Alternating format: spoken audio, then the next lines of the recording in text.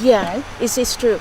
Yeah, but I just want to finish this first, that no matter it's the black cherry, pink cherry or white cherry, they're all subject to change. So they come and go. Okay? When you are in pain, just a matter of time, it will disappear. Okay? But between it disappear, a lot of people might be hooked in antidepressant already, or some people might already kill themselves. But in the end, it will go away. It will go away. So basically, meditation is a matter of a shortcut, to get rid of this cherry a bit sooner than later. So are all this, pink cherry come and you have enjoy yourself. Like this morning we play a game, you go rafting in the river. It's all inviting pink cherry, listen to music, to song, all these things, eating good food. It's all about inviting pink cherry. And this is the most difficult, according to my students, to understand, because they think, can't I have any happiness? Happiness, yeah. Well, Buddhism is all negative, they say. No, in fact it's not. Because the Buddha tried to tell us that no matter all this, they're all subject to change. So basically, people trying to keep this pink cherry because it's pleasant. It's pleasant, but because it's subject to change, when it disappears, you get bored. Right. You replace with boredom. So you want to look for pink cherry again, but it reaches a point that will disappear again, and then you're bored again. So what happened is that materialism, capitalism, is nothing more than trying to help you to keep you in the world of pink cherry for as long as it takes. Okay? By giving you the new toys, the new products, this and that all the time, to keep you happy in there. But then, Supawan, what happened? Because people get used to this here. So they think that up there is the normal way, is the normal life, is to be high all the time. Because they're so afraid to fall down. They're so afraid to fall down. That's why, because they do not understand the nature of change. So, but if you understand the nature of change and all these things, they're all changing all the time, you will learn to let go. This is the very important word. Detachment and letting go is very universal. It's not only Buddhist, Buddhism. Wherever you go, it's say, oh, let go, don't think about it, all these things. This is a terrible word, because nobody can let go in that sense. If you use the word let go, you say let go. How? How exactly? You say how to let go. Come back to the user guide to life. How to let go? First of all, you got to practice. The precept, trying to get rid of all this cherry first, and then later on, until. So this is the first stage, reduce the population of especially black cherry, and then you learn meditation, bring your mental self back home, use your mental eye, know your breathing, movement, sensation, and then you can let go of all this easier than not doing it. Actually, the Buddha gave us three helps. This is watching with your inner eyes, your movement, your breathing, and your sensations, right? This is the three. That is the first two foundations of mindfulness. The first foundation involves your breathing and your movement, physical movement. Yeah, and the second foundation is your physical sensation. Okay, so sometimes I explain all this as taking medication.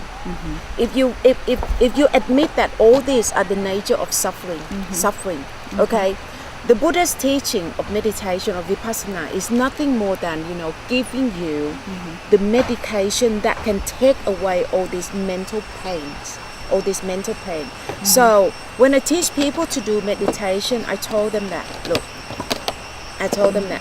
when you use your mental eyes to look at your breathing. The breathing is just like the tablet, the white tablet, okay, that can reduce your anger, your stress, your all these things. It's a tool. It's a tool. Yeah, well, this is the metaphor, the comparison that help you to understand the actual practice. I'm delving into the practice now. Okay, so when you know that the breathing as is the actual medication, this person, this mental self, have to take this medication because the mental pain is not in your hands, it's not in your elbows, it's not in your wherever, not on your physical body. The pain is in fact in your mind. In your mind, the pain which is Jerry, affect your mental self like this. So therefore, the person who have to take the medication is not your physical body. It got to be your mental self who take this medication. But how can you take this medication? Because this mental self is no form, it's in the energy form. Right. So the way that I teach, I let people close their eyes, okay? And I say that this nature of consciousness, let me call it your mental self first. So your mental self have your mental eyes, okay? So use your mental eyes by your eyeball here. Know your breathing, know your movements. Your breathing and your movements are the actual medication, the actual tablets that can help to resolve this. So how can this mental self eat it? It's not eaten by your tongue. It got to eaten by your eyes. So use your mental eyes to know, to view your breathing, to view your movements so intensely, wholeheartedly. I use the term 1,000,000%. 1,000,000%. So when you can do this, this is a matter of your mental self is actually taking the medication. Actually taking the medication. That medication is not made up of any chemical, but it's made up of your breathing, make up of your movements, make up of your sensations, make up of your sensation. So use your mental eyes to really wholeheartedly know your breathing, know your movement, and know your sensations. This is how your mental self is taking, consuming the medication. When you can do this, all this Jerry will disappear. But people are very busy, Supawan. So yes. Okay. But they can also use it in their everyday, in every moment. So they don't have to sit in meditation. You need to find a format of practice. That's why I need to give you a clear guideline first. Join my retreat a day or two, and I give you a very systematic way of learning.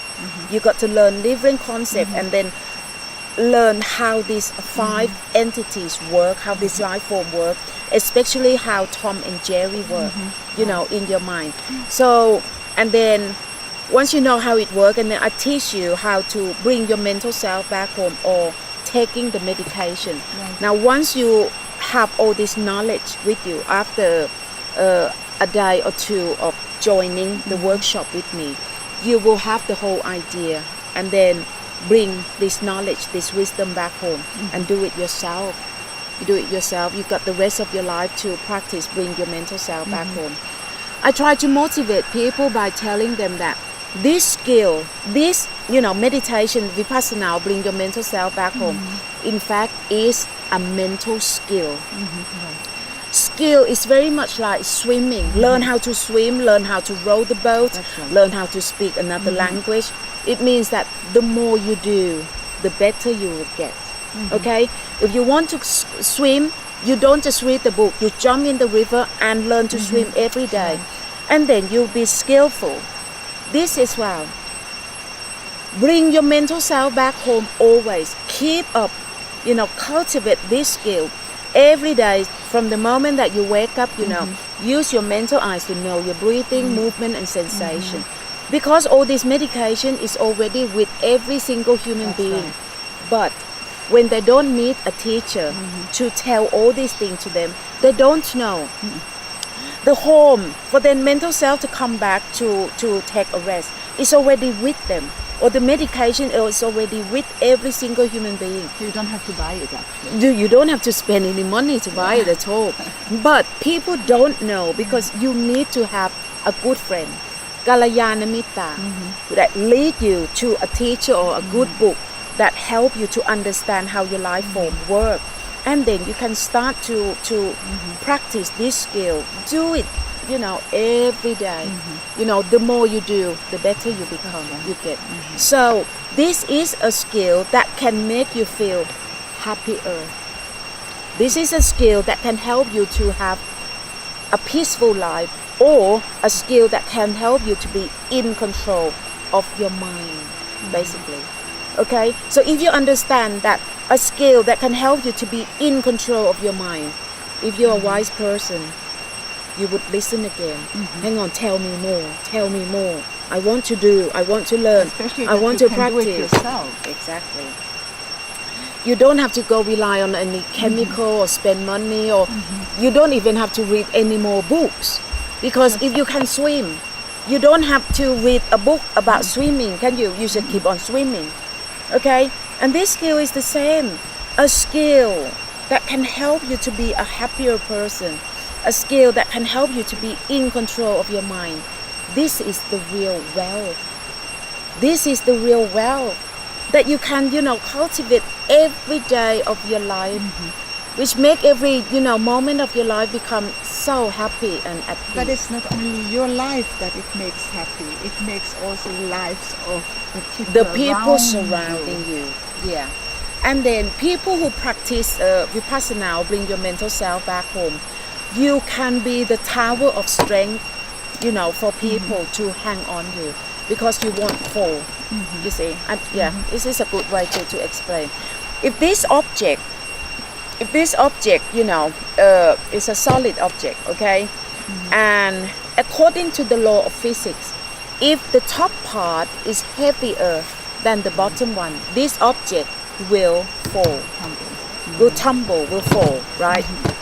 This life form is exactly an object which have, which work exactly, to the law of gravity. Of gravity, the law of physics. Jerry has volume. Jerry has weight. Okay, when you are worried about, certain things, you feel So that heavy. it's so heavy in here. Heavy, just like a mountain, carry the mountain. Cannot breathe. Yeah, and then when you can shift it, you say that, oh, it's just like I shift the mountain off my chest. So Jerry got weight, right? Jerry got weight. And the weight is concentrate on your head by thinking, concentrate on your heart by the feelings. Okay, so all this weight here is all on the top of the body, which make people tumble.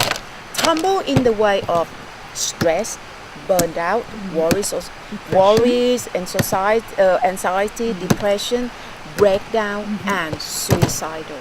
Okay, all this is all the nature of human being, this lump of human being, tumble all the time. And this is the reason why all this antidepressant, is bestseller. It's bestseller because it means that human being, they just want to find the peace, want to be in control. But this kind of knowledge is not accessible, it's not very much available. It doesn't exist in a global education. Unfortunately, sadly, very sadly, okay? So people doesn't have all this information, how to be in control. They don't know about Vipassana, they don't know about bringing their mental self back Even in a home. Buddhist country, it's difficult to get the right knowledge to the students, because who is going to teach it? Yeah. In the end, it's all come down to, to the individual person who really know how to do it. So let me finish this off, okay? So